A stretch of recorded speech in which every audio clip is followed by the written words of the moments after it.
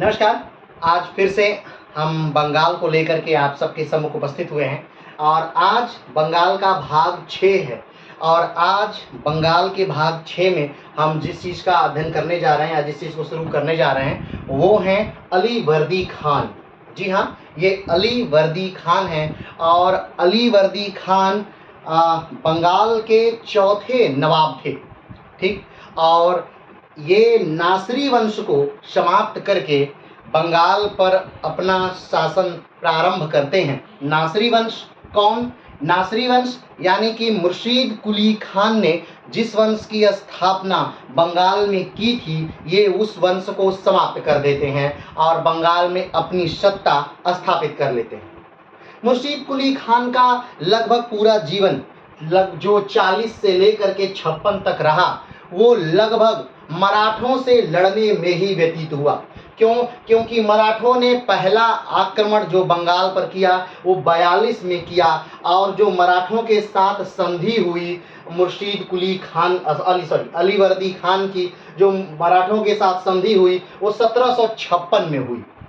तो पूरा जीवन उनका जो रहा वो कहीं न कहीं मराठों से लड़ने में ही व्यतीत रहा, यानी कि बंगाल को बाह्य आक्रमण से बचाने में ही अली वर्दी खान कहीं न कहीं व्यस्त रहे।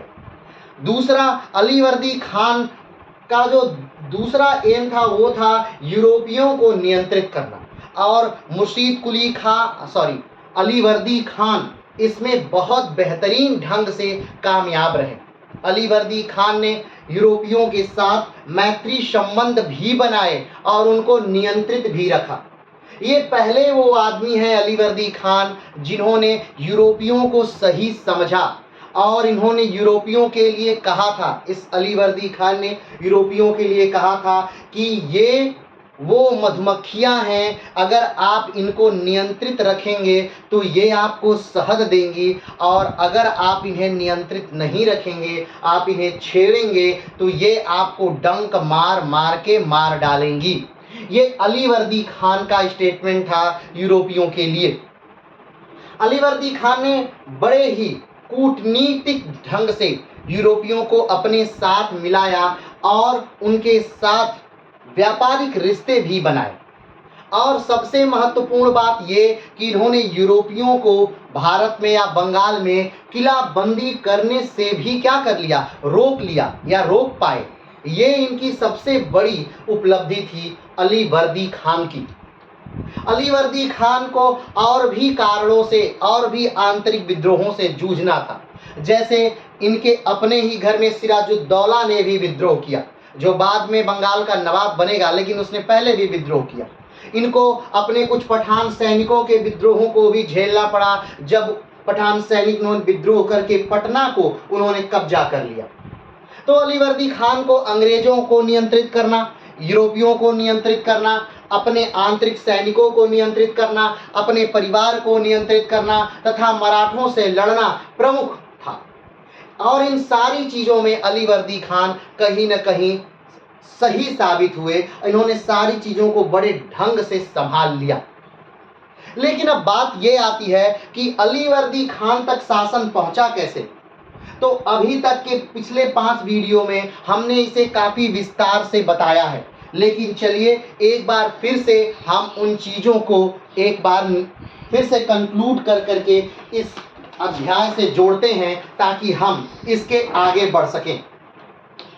हमने आपको बताया था कि आज जो बंगाल है, आज जिस बंगाल के बारे में हम पढ़ने जा रहे हैं, वो बंगाल आज का सिर्फ पश्चिम बंगाल वाला क्षेत्र नहीं था, बल्कि आज का जो बंगाल है, ये बंगाल जो है ये काफ़ी विस्तृत और बड़ा क्षेत्र था।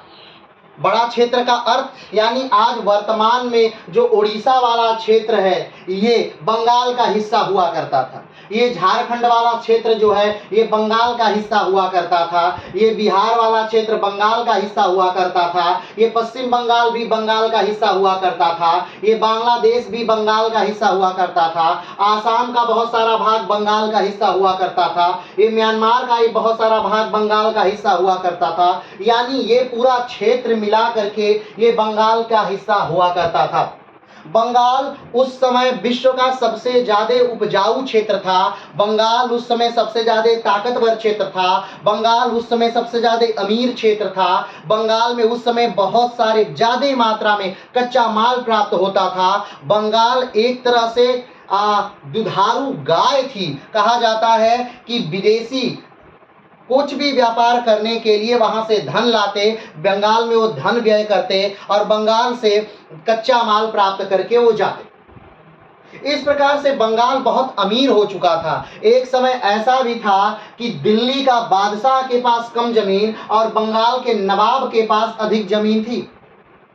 जैसा कि आपको याद है कि जिसने बंगाल को स्वतंत्र कराया वो थे मुर्शीद कुली खान। वो कौन थे? मुर्शीद कुली खान थे। अगर बात करें मुर्शीद कुली खान की, मुर्शीद कुली खान आखिर कौन थे, तो मुर्शीद कुली खान का जन्म जो था वो दक्कन में हुआ था। हम कई वीडियो से बार बार दक्कन का नाम ले रहे हैं। आखिर ये दक्कन क्या है? तो दक्कन कोई एक राज्य का हिस्सा नहीं है, बल्कि दक्कन जो है वो दक्षिण भारत के बहुत सारे राज्यों के भागों को मिलाकर एक पठार है और उस भाग को ही दक्कन के नाम से हम जानते हैं। आखिर ये जो दक्कन का विशाल पठार है या दक्कन का जो ये भाग है कितने राज्यों में फैला हुआ है? तो दक्कन का ये पूरा भाग 8 राज्यों में फैला हुआ है। उन 8 राज्यों में तेलंगाना, महाराष्ट्र, कर्नाटक, आंध्र प्रदेश, केरल, तमिलनाडु, छत्तीसगढ़ और मध्य प्रदेश, ये 8 राज्य जो हैं ये दक्कन के भाग हैं। इन 8 राज्यों में दक्कन का पूरा क्षेत्र फैला हुआ है। तो कहा जाता है इसी दक्कन में कहीं न कहीं जन्म हुआ था किसका? तो इसी दक्कन में जन्म हुआ था सूर्य नारायण मिश्रा का। अब ये सूर्य नारायण मिश्रा कौन है? तो जो मुर्शीद कुली खान हैं, जो बंगाल के संस्थापक हैं, इनका जन्म एक हिंदू ब्राह्मण परिवार में दक्कन में ही हुआ था। 10 वर्ष की उम्र में इनके पिता ने इनको बेच दिया। किसको बेचा? हाजी सफी नामक एक फारसी व्यक्ति को बेच दिया और हाजी सफी ने इनको खरीद करके इनका नाम सूर्य नारायण मिश्रा का नाम मोहम्मद हादी रख दिया। और उसके बाद ये पिता और पुत्र भारत में ही जॉब करने लगे। जब मोहम्मद हादी जब हाजी सफी बूढ़े हुए तब इन्होंने मोहम्मद हादी से कहा कि एक कार्य करते हैं, मुझे फारस जाना है, मुझे फारस में ही मरना है, मुझे इस भारत में नहीं मरना है। इन्होंने अपने भारत के कार्यकाल से इस्तीफा दिया। ये घटना 1690 की थी। भारत से इस्तीफा देते हैं, भारत से इस्तीफा दे करके फारस चले जाते हैं। फारस में ही हाजी सफी की मृत्यु होती है, जो इनके प्रतिपालक पिता हैं, यानी मुर्शीद कुली खान के प्रतिपालक पिता की मृत्यु फारस में हो गई। फारस यानी वर्तमान समय का ईरान वाला भाग फारस कहलाता था और वहीं के निवासियों को फारसी कहा जाता था। और जो ये भाषा है फारसी, वहीं की भाषा है फारसी। ठीक है, तो वहीं उनकी मृत्यु हो जाती है। तो हाजी सफी के मृत्यु के 5 साल बाद फिर से मुर्शीद कुली खान जो हैं वो वापस भारत आ जाते हैं और अपनी योग्यता के दम पर ये अपनी पहचान बनाते हैं। वो घटना है 1700 की, जब औरंगजेब ने मुर्शीद कुली खान को बंगाल का दीवान नियुक्त कर दिया और उनको एक नाम दिया, यानी उपाधि दी, जिसका नाम जो था मुर्शीद कुली खान। यानी सूर्य नारायण मिश्रा 10 वर्ष पर मोहम्मद हादी हुए और मोहम्मद हादी अपने कार्य क्षमता, अपने कौशल, अपनी योग्यता के दम पर मुर्शीद कुली खान हुए। औरंगजेब ने इन्हें मुर्शीद कुली खान की उपाधि दी और एक शहर का नाम परिवर्तित करने की छूट भी दी।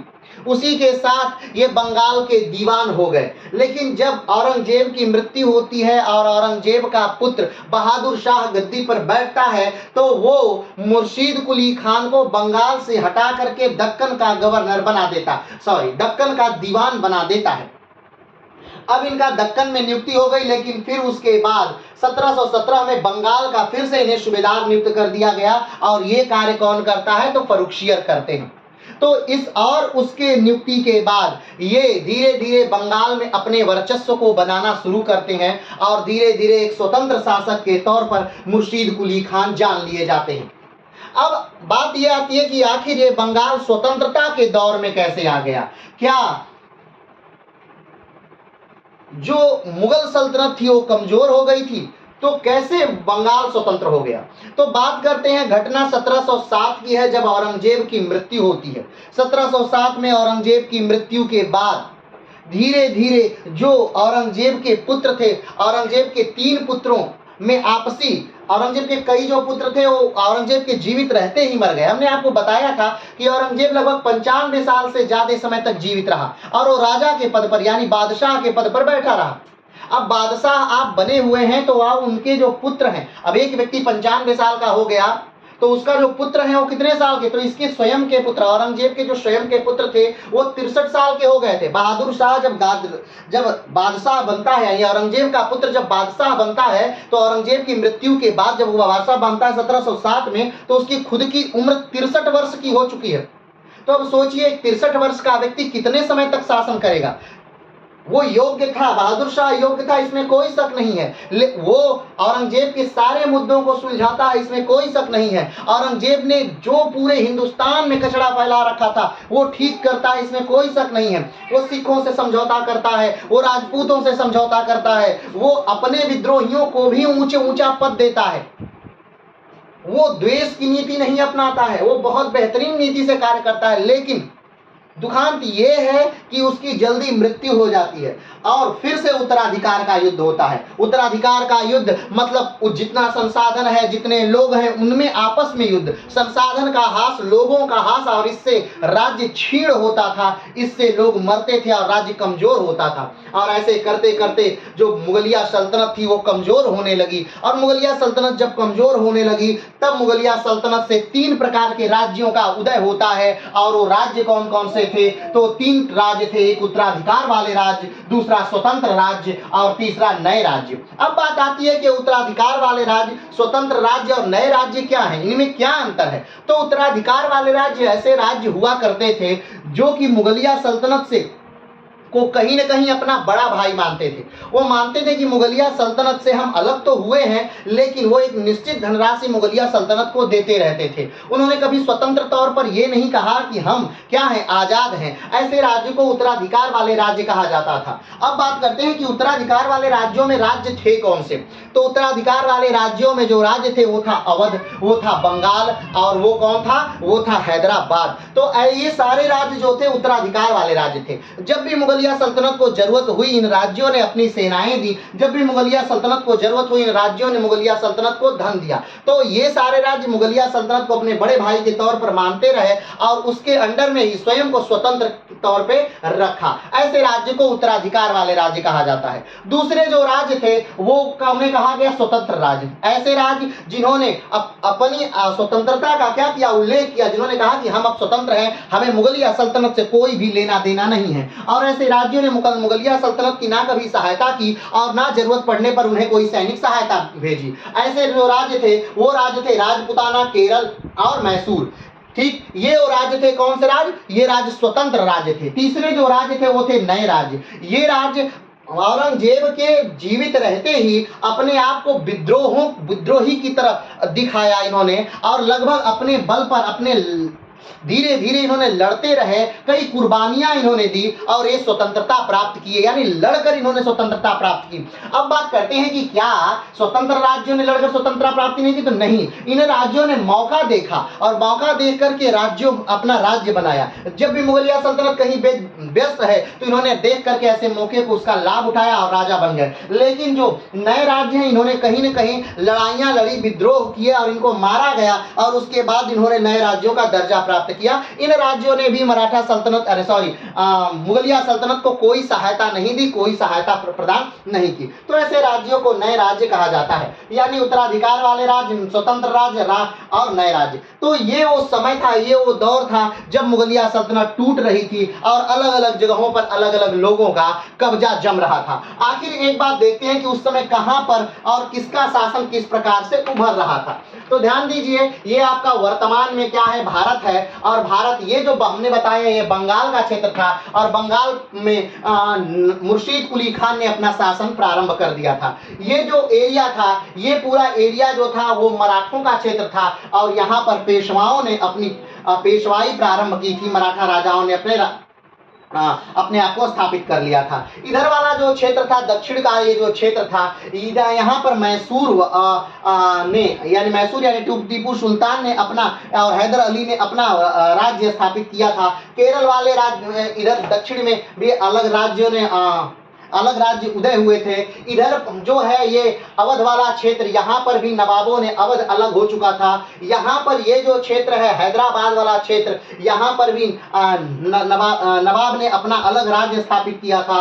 यहाँ पर ये राजस्थान वाला इलाका जो है, यहाँ पर राजपूताना ने अपना वर्चस्व स्थापित किया था। तो इस समय धीरे धीरे ये सारी चीजें बढ़ रही हैं। अब ये दौर कौन सा है? ये 1556 का दौर है। इस समय क्या हो रहा है? इस समय बार बार इधर से आक्रमण हो रहा है। किसका? नादिर शाह का। इधर जो पंजाब वाला इलाका है, मुल्तान वाला इलाका है, उस पर नादिर शाह ने अपना कब्जा जमा लिया है और उसी इलाके को कहीं ना कहीं स्वतंत्र कराने के लिए कहीं ना कहीं ये मुद्दा बड़ा होगा और 1761 का पानीपत का तृतीय युद्ध कहीं ना कहीं प्रारंभ होगा। ठीक है, तो इस समय पूरा भारत पर अलग अलग लोगों का शासन है। और कैसे समय में? जब मुगलिया सल्तनत, यहाँ पर दिल्ली में क्या है? मुगलिया सल्तनत है। और दिल्ली में क्या हो रहा है? ये सारा पूरा भारत धीरे धीरे कमजोर हो रहा है। किसके पतन के बाद? तो मुगलिया सल्तनत के पतन होने के बाद धीरे धीरे कहीं ना कहीं पूरा भारत अलग अलग राज्यों में, अलग अलग राज्यखंडों में बढ़ चुका है। चलिए, तो ऐसे समय में बंगाल भी क्या हो रहा है? स्वतंत्र हो चुका है मुर्शीद कुली खान के नेतृत्व में। लेकिन मुर्शीद कुली खान बंगाल को स्वतंत्र करा लिए, लेकिन क्या ये काफी था? नहीं, ये काफी नहीं है। क्यों? क्योंकि बंगाल की नीतियां अलग हैं। बंगाल को नियंत्रित अलग ढंग से किया जा रहा है। तब मुर्शीद कुली खान ने बंगाल पर अपना आधिपत्य जमाने के लिए, बंगाल को और सुदृढ़ बनाने के लिए आर्थिक तौर से बंगाल में कई सारे परिवर्तन करते हैं। आखिर वो परिवर्तन क्या है? तो पहला जो परिवर्तन है वो इजारेदारी प्रथा का प्रारंभ है। बंगाल में वो क्या करते हैं? इजारेदारी प्रथा का प्रारंभ करते हैं। अब आप सोचेंगे कि इजारेदारी प्रथा क्या है, तो इससे पहले जो भारत में प्रथाएं थी वो जागीरदारी प्रथा थी। जागीरदारी प्रथा क्या है? तो वंशानुगत कोई भूमि, कोई क्षेत्र एक व्यक्ति को दे दिया गया है और वो एक निश्चित धन राजा को राज्य कोष में दे रहा है हर साल। यही जागीरदारी प्रथा थी और ये प्रथा पुस्त दर पुस्त उसी के खानदान में चलती थी और चलती आ रही थी। लेकिन जब मुर्शीद कुली खान बंगाल के नवाब बनते हैं तब इन्होंने क्या कहा कि जितने भी जागीरदार हैं उनकी जमीनें क्या होंगी? वो राज्य की जमीनें होंगी। और राज्य ने उन सारी जमीनों को ले लिया। इससे क्या हुआ? इससे जागीरदार बहुत नाखुश हुए और जागीरदारों ने एक विद्रोह किया। लेकिन इस विद्रोह की भनक कहीं ना कहीं पहले ही मुर्शीद कुली खान को थी, क्योंकि वो जानते थे कि अगर हम जागीरदारों की जमीनें लेंगे तो जागीरदार क्या करेंगे? विद्रोह करेंगे और इनके विद्रोहों को दबाने के लिए हमें कुछ नीतियां अपनानी पड़ेंगी। और नीतियां कौन सी अपनाई गई? तो पहले से शक्ति तैयार रखी गई और जो इन जागीरदारों ने विद्रोह किया उनको क्या कर दिया गया? दबा दिया गया। तो इस प्रकार से और जो भूमि ली गई, जो जागीरदारों से जो भूमियां ली गई उसको क्या किया गया? तो नीलाम किया गया। कैसे नीलाम किया गया? कि ऐसी अब उन भूमियों पर सबसे ज्यादा कौन धन देगा, यानी इतनी भूमि पर अब कौन ज्यादा धन देगा, ये सारी भूमियां उसको दे दी गई। ठीक, तो इस प्रथा को जो था वही इजारेदारी प्रथा कहा गया। लेकिन अब सोचिए कि एक भूमि पर अगर 10 कुंटल दिया जा रहा था और उसी भूमि पर अगर अब 40 कुंटल दिया जा रहा है राज्य को, तो ये सारा भार किस पर होगा? क्या ये सही विधा थी? तो नहीं। एक तरह से इजारेदारी प्रथा ने किसानों का शोषण प्रारंभ किया। बंगाल में शोषण प्रारंभ होना शुरू हो गया और यही वो दौर होगा जब क्या होगा? अकाल पड़ना प्रारंभ होगा। और बंगाल का पहला अकाल जो पड़ेगा वो भी 60 में क्या हो जाएगा? पड़ना प्रारंभ हो जाएगा। बंगाल का पहला अकाल 1760 में क्या हो जाएगा? आ जाएगा। तो ये कहीं ना कहीं जिम्मेदार थी, ये नीतियां कहीं ना कहीं क्या थी? बंगाल में अकाल के लिए जिम्मेदार थी, किसानों के शोषण के लिए जिम्मेदार थी, किसानों पर और ज्यादा अत्याचार के लिए जिम्मेदार थी। क्योंकि जिसको ये दिया गया, जिसको ये ठेका दिया गया, वो किसानों पर शोषण करके ही ज्यादा से ज्यादा अन्न क्या कर रहा था? उपजा रहा था और ले रहा था। चलिए आगे बढ़ते हैं। दूसरी जो उन्होंने नई चीज बंगाल में प्रारंभ की वो था तकावी ऋण। मुर्शीद कुली खान ने बंगाल में तकावी ऋण प्रारंभ किया। तकावी ऋण क्या है? तो तकावी ऋण, जब भी कोई किसान खेती करने जाता है तो उसको एक निश्चित धन दिया जाता है ताकि वो अपनी खेती अच्छे तरह से क्या कर सके? प्रारंभ कर सके, अच्छी तरह से वो खेती को क्या कर सके? इसी को तकावी ऋण कहा जाता है। तकावी ऋण कमेंट बॉक्स में बताइएगा कि मध्यकालीन भारत में और किस राजा ने तकावी ऋण देना प्रारंभ किया था। आगे बढ़ते हैं। तीसरा था विद्रोहों का दमन। हमने बताया था कि जिन जागीरदारों से जागीरें ली गई थी, उनका जो जमीन ली गई थी, वो क्या करेंगे, विद्रोह करेंगे। तो उन विद्रोहों का क्या किया गया, दमन किया गया।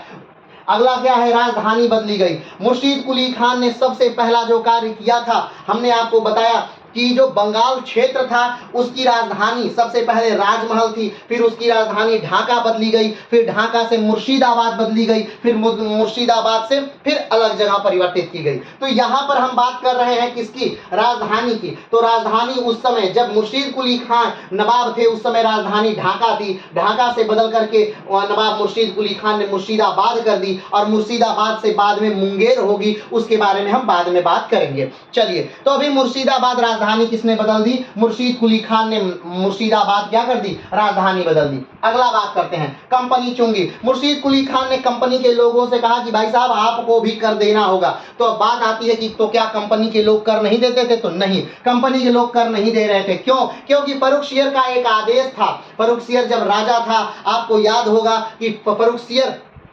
के समय में एक अंग्रेजी टीम आती है और उसमें एक डॉक्टर होता है जिसका नाम हैमिल्टन होता है, और हैमिल्टन उस समय फर्रुखसियर को ठीक कर देता है, क्योंकि फर्रुखसियर उस समय एक फोड़े से बहुत पीड़ित था। और जब वो घाव ठीक होता है तो फर्रुखसियर खुश होकर के अंग्रेजों से पूछता है कि आपको क्या चाहिए, और अंग्रेज कहीं ना कहीं बंगाल में व्यापार की अनुमति मांगते हैं। तो व्यापार की अनुमति तो उनको थी ही, लेकिन इस बार फर्रुखसियर जो है वो उनको कह देता है कि ठीक है, आप मात्र 3000 रुपए कहाँ दे करके, यहाँ दिल्ली में दे करके आप जितना व्यापार चाहें उतना व्यापार बंगाल में कर सकते हैं। मात्र 3000 रुपए में आपका जो व्यापार होगा, जो सामान होगा, वो चुंगी रहित होगा, यानी आपसे चुंगी नहीं लिया जाएगा। अब इससे अंग्रेजों को कहीं ना कहीं ज्यादा स्वतंत्रता मिल गई। इससे अंग्रेजों को ज्यादा स्वतंत्रता इस प्रकार से मिल गई कि अब जो सामान अंग्रेजों का जाता था, चाहे वो अंग्रेजों का की कंपनी का हो और चाहे अंग्रेज अधिकारियों का पर्सनल हो, उस पर अंग्रेज अब चुंगी नहीं दे रहे थे, क्योंकि उसे कंपनी का बता करके वो चुंगी नहीं दे रहे थे। और जो भारतीय राजा, दूसरे जो भारतीय राजा थे, उन पर उनका जो सामान था उसके लिए भी अंग्रेज दस्तखत जारी कर दिया करते थे, और उनका सामान भी पास हो जाया करता था। और जो व्यापारी हैं भारतीय, वो अंग्रेजों को इसके बदले घूस दिया करते थे। तब आप सोच सकते हैं कि एक तरह से बंगाल का जो आर्थिक स्थिति है वो कमजोर हो रही थी। क्यों, क्योंकि अंग्रेज तो चुंगी नहीं दे रहे थे, और दूसरे जो भारतीय लोग हैं वो भी अंग्रेजों को कुछ घूस दे करके वो भी चुंगी से बच जा रहे थे। और इससे क्या हुआ, जो व्यापार हुआ उसमें एक तरह से अंग्रेजों का निर्विरोध रूप से वो स्थापित हो गए, क्योंकि उनका सामान क्या हो गया, चुंगी ना लगने से, कर कम लगने से वो उनका सामान जो हो गया सस्ता हो गया, और मार्केट में लगभग वो छाने लगे। ठीक है, तो इन सारी चीजों को मुर्शीद कुली खान ने क्या किया, मुर्शीद कुली खान ने बंद किया, और अंग्रेजों पर उसने क्या किया, चुंगी प्रारंभ किया था। चलिए आगे बढ़ते हैं। अगला क्या किया गया, भूमि ले लिया गया। हमने आपसे बताया था कि पीछे से ही, यानी मुगल काल से ही, मुगल काल से ही जब भी कोई अधिकारी को वेतन देना होता था तो वेतन के बदले उसे क्या दे दिया जाता था, जमीन दे दिया जाता था। और धीरे धीरे जो ये जमीन देते देते ये राज्य के पास जो अपनी भूमि थी वो भूमि ही नहीं बची थी। अब अपनी भूमि में और दे देने में क्या अंतर है, अगर राज्य के पास अपनी भूमि है तो राज्य उस पर उत्पादन करता है, उस पर फसल बोता है, और उस पर बोया गया सारा फसल किसका होता है, वो राज्य का होता है। और उसे खालसा भूमि के तौर पे जानते हैं। लेकिन जब आप किसी को भूमि दे देंगे तो उस पर आप कर नहीं लेंगे, और जब कर नहीं लेंगे तो वो भूमि से राज्य को कोई आमदनी नहीं होनी थी। तो जितने भी अधिकारियों को आज तक बंगाल में जमीनें या भूमियां दी गई थी, वो सारी भूमियों को क्या कर लिया गया, तो वापस ले लिया गया। किसके द्वारा, तो मुर्शीद कुली खान द्वारा, और उसे खालसा भूमि में क्या कर दिया गया, बदल दिया गया, और उस पर अन्न का उत्पादन प्रारंभ किया गया, जिससे बंगाल अब क्या हो रहा है, आर्थिक रूप से मजबूत होने लगा था। चलिए आगे बात करते हैं।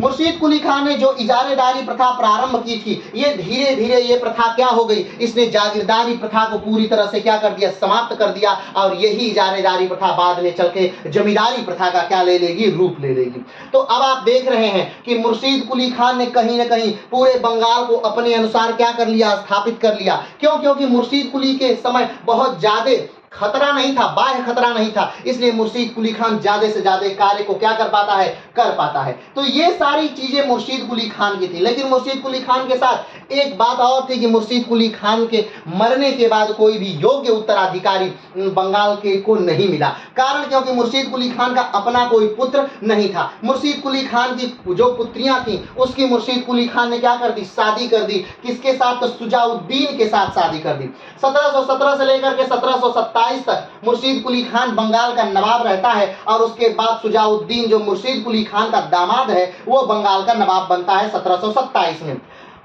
ठीक, 1727 से लेकर 1739 तक शुजाउद्दीन क्या रहता है, बंगाल का नवाब रहता है। शुजाउद्दीन द्वारा जो प्रमुख कार्य किया गया था वो ये कि अलीवर्दी खान, आज हम जिसको पढ़ने वाले हैं अलीवर्दी खान, अलीवर्दी खान को उसने क्या किया, इस अलीवर्दी खान को शुजाउद्दीन ने बिहार का दीवान नियुक्त कर दिया या एक बड़ा पद दिया, 5000 की मनसबदारी दी, उसे कई सारी उपाधियों से नवाजा। किसने, शुजाउद्दीन ने। 1739 में शुजाउद्दीन की मृत्यु होती है और शुजाउद्दीन की मृत्यु के बाद शुजाउद्दीन का पुत्र सरफराज जो है वो नवाब बनता है। कहाँ, तो बंगाल का नवाब बनता है। लेकिन सरफराज जो है वो व्यक्ति अच्छा है लेकिन वो एक राजा बनने के योग्य नहीं है। कारण कि उसका धर्म, कर्म आदि चीजों में ही ज्यादा मन लगता है। उसका जो शासन व्यवस्था है उसके कर्मचारी लोग कहीं ना कहीं चलाते हैं। और धीरे धीरे मुर्शीद कुली खान अलीवर्दी खान ने अपने भाई को सरफराज खान का मुख्य सलाहकार नियुक्त कर दिया।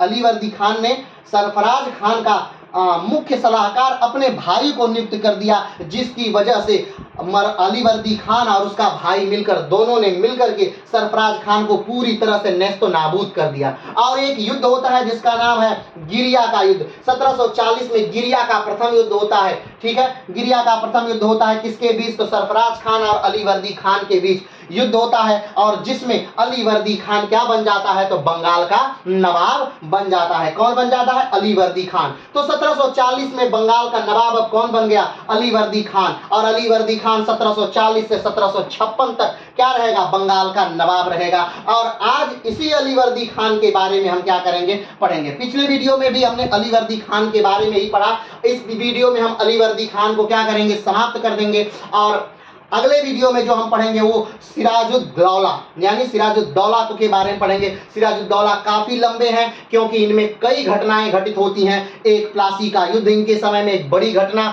दूसरा ब्लैक होल की एक बड़ी घटना और सिराजुद्दौला द्वारा किए गए कई युद्ध, इसमें कई बड़ी घटनाएं, इसलिए कई वीडियो में सिराजुद्दौला को हम खत्म करेंगे। तो आज हम चलिए शुरू करते हैं अलीवर्दी खान, जिनका शासन रहा 1740 से 1756 और जिन्होंने अपने समय में सबसे बड़ा जो कार्य किया वो किया कि मराठाओं से अपने बंगाल का क्या किया, बचाव किया। किसने, अलीवर्दी खान ने। तो चलिए अलीवर्दी खान को शुरू करते हैं। ठीक है, चलिए अलीवर्दी खान की अगर बात करें तो अलीवर्दी खान जो हैं ये चौथे नवाब हैं। कौथे नवाब हैं, चौथे नवाब हैं। कहाँ के, तो बंगाल के चौथे नवाब हैं। ठीक है, इससे पहले आप देख चुके हैं कि बंगाल के कौन से नवाब हैं, चौथे नवाब हैं। तो चलिए अलीवर्दी खान को शुरू करते हैं। अलीवर्दी खान ने 2 करोड़ रुपए देकर नवाब की वैधानिकता प्राप्त की। हमने बात किया था कि 1740 में एक युद्ध होता है।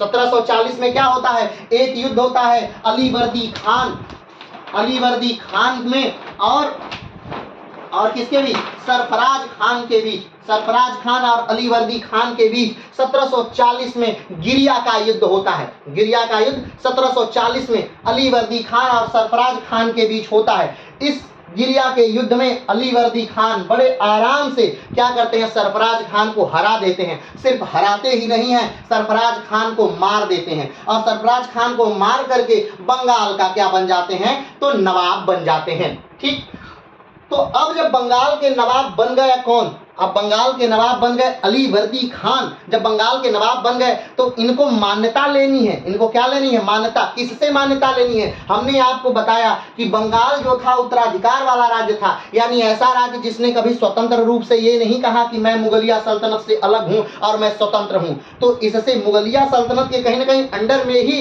ये अपने आप को स्वतंत्र रखे हुए हैं। मुगलिया सल्तनत भी इनके आंतरिक मामलों में कोई हस्तक्षेप नहीं कर पा रही है। या यूं कहें कि नहीं कर रही है या नहीं कर पा रही है, दोनों बातें एक ही समझिएगा। क्योंकि मुगलिया सल्तनत के पास अब उतनी ताकत नहीं है कि ये वो दिल्ली से आकर बंगाल को क्या करे, नियंत्रित करे, और ना ही उतने योग्य शासक हैं। ठीक है, तो लेकिन फिर भी बंगाल ने अपने आप को क्या किया, अपने आप को थोड़ा डाउन किया और उन्होंने कहा कि भाई हमें क्या लेना है, दिल्ली से अनुमति लेनी है। तो अलीवर्दी खान ने दिल्ली से क्या ली, अनुमति ली। और दिल्ली से अनुमति लेने के लिए इन्होंने दिल्ली को कितना दिया, 2 करोड़ रुपए दिया। किसने, अलीवर्दी खान ने दिल्ली को कितना दिया, 2 करोड़ रुपए दिया। दिल्ली के बादशाह को, किसना, मोहम्मद शाह रंगीला।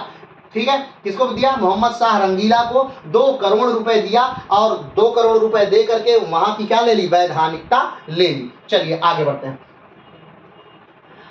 अगला पॉइंट है, अलीवर्दी खान ने बंगाल के चौथे नवाब थे। हमने बात की अलीवर्दी खान क्या है, बंगाल के चौथे नवाब हैं। बंगाल के पहले स्वतंत्र नवाब कौन थे, बंगाल के पहले स्वतंत्र नवाब या यूं कहें तो मुगलिया सल्तनत द्वारा नियुक्त बंगाल में पहले और आखिरी नवाब कौन थे, तो मुर्शीद कुली खान थे। मुर्शीद कुली खान ने बंगाल में नासिरी वंश की स्थापना की थी और मुर्शीद कुली खान के बाद सुजाउद्दीन और सुजाउद्दीन के बाद सरफराज खान बंगाल में क्या रहे, नियुक्त रहे। मुर्शीद कुली खान की 1717 से 1727 तक शासन चला। उसके बाद उनके दामाद सुजाउद्दीन थे और सुजाउद्दीन का शासन 1727 से 1739 तक चला। सुजाउद्दीन की मृत्यु के बाद उनके जो पुत्र थे वो सरफराज थे और सरफराज खान का जो शासनकाल था वो 1739 से 1740 तक चला। और गिरिया के युद्ध में सरफराज खान को हरा करके अलीवर्दी खान क्या बन जाता है, राजा बन जाता है और ये चौथा नवाब बनता है जिसने क्या कर दिया,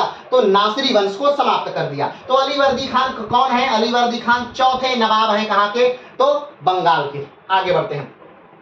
अलीवर्दी खान 1740 से 1756 तक बंगाल के क्या रहते हैं, नवाब रहते हैं। कब से, 1740 से 1756 तक। ध्यान रखिएगा अलीवर्दी खान की उम्र काफी ज्यादा है, जब ये नवाब बन रहे हैं तो इनकी उम्र भी काफी पर्याप्त है और लेकिन अपनी योग्यता से, अपने बुद्धिमत्ता से ये क्या बन रहे हैं, ये नवाब बन रहे हैं। चलिए, तो अलीवर्दी खान 1740 से 1756 तक बंगाल के नवाब बने रहते हैं। आगे बात करते हैं। अलीवर्दी खान ने सरफराज खान को हराकर सत्ता पाई। सरफराज खान कौन, तो सरफराज खान जो है सुजाउद्दीन के क्या है, पुत्र हैं और सरफराज खान को हरा करके क्या पाते हैं, सत्ता पाते हैं। हमने बताया था कि जब सरफराज खान की मृत्यु होती है, ठीक, जब सुजाउद्दीन की मृत्यु होती है तो सुजाउद्दीन की मृत्यु के बाद सरफराज खान नवाब बनते हैं और सरफराज खान के समय ही बंगाल में एक राजनीतिक माहौल शुरू हो जाता है या षड्यंत्र शुरू हो जाता है। अलीवर्दी खान अपने भाई को सरफराज खान का मुख्य सलाहकार बनाते हैं और उसके मदद से सारी जानकारी बंगाल की प्राप्त करते हैं और कहीं ना कहीं सरफराज खान को क्या कर देते हैं, तो हरा देते हैं। चलिए आगे बढ़ते हैं। अलीवर्दी खान ने नासिरी वंश को समाप्त कर दिया। हमने बताया था कि नासिरी वंश के संस्थापक कौन थे, तो नासिरी वंश के जो संस्थापक हैं वो मुर्शीद कुली खान हैं जिन्होंने नासिरी वंश की स्थापना की बंगाल में। तो अलीवर्दी खान क्या करते हैं, नासिरी वंश को समाप्त कर देते हैं। आगे बढ़ते हैं। अलीवर्दी को लगातार रघुजी भोसले का सामना करना पड़ा। हमने आपको बताया था कि 1742 से लेकर के 1751 तक मराठों ने लगभग 5 बार बंगाल पर क्या किया, आक्रमण किया। कमेंट बॉक्स में बताइएगा कौन कौन सा सन था जिसमें मराठों ने बंगाल पर आक्रमण किया। ठीक, लगातार 5 बार आक्रमण किया और अलीवर्दी खान ने इसे बड़ी ही वीरता से इन आक्रमणों को क्या किया, रोका। लेकिन आक्रमणों को रोका, उन बंगाल पर आधिपत्य होने से रोका, लेकिन जितने निर्दोषों को मारा गया, जितने बलात्कार किए गए या फिर जितने बड़े स्तर पर लूट की गई, उसको अलीवर्दी खान नहीं रोक पाए। एक समय ऐसा आया कि अलीवर्दी खान को आखिर विह्वल हो करके क्या करना पड़ा, तो जो उड़ीसा वाला प्रांत था वो मराठों को देना पड़ा, क्योंकि मराठों के साथ जो सेना थी जिसे बर्गीज सेना कहते थे, वो भाड़े के सिपाही थे और उनकी घुड़सवारी बहुत तेज हुआ करती थी जिसका सामना करना लगभग नामुमकिन था। वो बड़ी तेजी से आते, आक्रमण करते, लोगों को मारते, काटते, लूटते और चले जाते। कहा जाता था कि लोगों के नथनों में, नाकों में पानी भर करके उनसे पैसा मांगते और अगर वो नहीं देते तो उनको डुबा करके मार दिया जाता था। ठीक है, इस समय ही बंगाल में सबसे ज्यादा बलात्कार की घटनाओं का भी क्या होता है, उल्लेख होता है। कहा जाता है, कुछ इतिहासकार, यूरोपीय इतिहासकार और उस समय के इतिहासकार मानते हैं कि 4 लाख लोगों को इन 10 सालों में क्या किया गया था, मारा गया था और लगभग पूरा जो बंगाल था वो विस्थापित हो चुका था ऊपर की तरफ, यानी उत्तर की तरफ पूरा बंगाल क्या हो रहा था, विस्थापित हो रहा था, क्योंकि नीचे से दक्षिण में बहुत ज्यादा मराठाओं का आतंक हो चुका था, मराठा बहुत ज्यादा आक्रमण कर रहे थे। आपको याद होगा कि 1742 से 1751 का समय है, किसका समय है, तो ये जो है इस समय पेशवा हैं। पेशवा कौन है, तो बाजीराव के पुत्र हैं, बालाजी बाजीराव इस समय पेशवा है, और इन्हीं के निगरानी में जो मराठा साम्राज्य है वो अपने सर्वोच्च शिखर तक पहुंचता है। ठीक है, और ये बाजीराव के क्या है, पुत्र हैं, और बाजीराव किसके पुत्र हैं, तो बालाजी विश्वनाथ के बाजीराव पुत्र हैं। बालाजी विश्वनाथ कौन है, तो बालाजी विश्वनाथ वही है जिनको साहू जी महाराज 1713 में क्या बनाते हैं, तो पेशवा बनाते हैं, साहू जी महाराज। साहू जी महाराज कौन है, साहू जी महाराज संभाजी महाराज के पुत्र हैं, और संभाजी महाराज कौन है, तो संभाजी महाराज शिवाजी के क्या है, पुत्र हैं। ठीक है, चलिए आगे बढ़ते हैं। 1751 में अलीवर्दी और रघुजी के बीच समझौता होता है। हमने आपको बताया कि 1742 से लेकर 1751 तक रघुजी ने लगातार आक्रमण किया, किस पर, बंगाल पर। कई कई अलग अलग इतिहासकार बताते हैं कि बंगाल पर आक्रमण का अलग अलग कारण था। कुछ इतिहासकार मानते हैं कि नहीं, मराठों को बंगाल चाहिए था, बंगाल से पैसा चाहिए था, इसलिए आक्रमण हो रहा था। कुछ इतिहासकार बताते हैं कि नहीं, अलीवर्दी खान जो है इनके सैनिकों ने क्या किया था, तो जो उड़ीसा की मंदिरें थी उसको विध्वंस किया था, उसको लूटा था, इसलिए यह आक्रमण हो रहा था। कुछ इतिहासकार बताते हैं कि नहीं, रघु जी के एक मंत्री थे, उनको अलीवर्दी खान ने मरवा दिया था, इसलिए आक्रमण हो रहा था। अब जो भी आक्रमण का कारण रहा हो, लेकिन मराठा आक्रमण लगातार हो रहा था। 1742 से 1751 तक लगातार मराठा आक्रमण होता है ऊपर की तरफ, यानी बंगाल की तरफ, और हर समय अलग अलग क्षेत्रों की तरफ से आक्रमण होता है। ठीक है, 1751 में अलीवर्दी खान और मराठों के बीच में एक समझौता हो जाता है। इस समझौते के तहत क्या किया जाता है, तो जो उड़ीसा वाला क्षेत्र है वो दे दिया जाता है किसको, मराठों को, कि भाई उड़ीसा की दीवानी आप ले लीजिए, लेकिन वहां पर अलीवर्दी खान अपना एक गवर्नर नियुक्त कर देते हैं। कमेंट बॉक्स में बताइएगा उस गवर्नर का क्या नाम है। तो अलीवर्दी खान अपना गवर्नर नियुक्त करते हैं, 1751 की घटना है, लेकिन उस गवर्नर को 1752 में मार दिया जाता है, और पूरी तरह से उड़ीसा की दीवानी क्या कर ली जाती है, ले ली जाती है, किसके द्वारा, रघुजी भोसले के द्वारा। चलिए आगे बढ़ते हैं।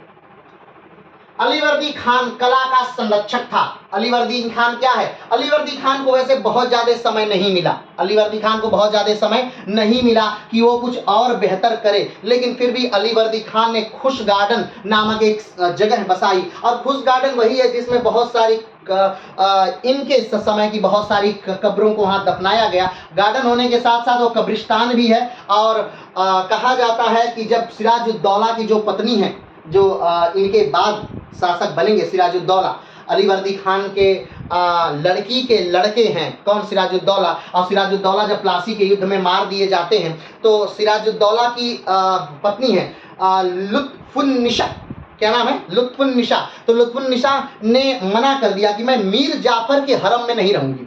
अब बात आती है मीर जाफर कौन है, तो मीर जाफर जो है इन्हीं अलीवर्दी खान का क्या है, सेनापति है, अलीवर्दी खान का सेनापति है। और जब अलीवर्दी खान की मृत्यु होती है और इनके जो पुत्र, जो लड़की के लड़के हैं सिराजुद्दौला, वो जब बनते हैं क्या, बंगाल के नवाब, तो उनके साथ ये मीर जाफर क्या करता है, धोखा देता है, और प्लासी के युद्ध में मीर जाफर की सेना लड़ती ही नहीं है, और प्लासी के युद्ध के बाद मीर जाफर के ही पुत्र ने सिराजुद्दौला को क्या कर दिया, मार दिया।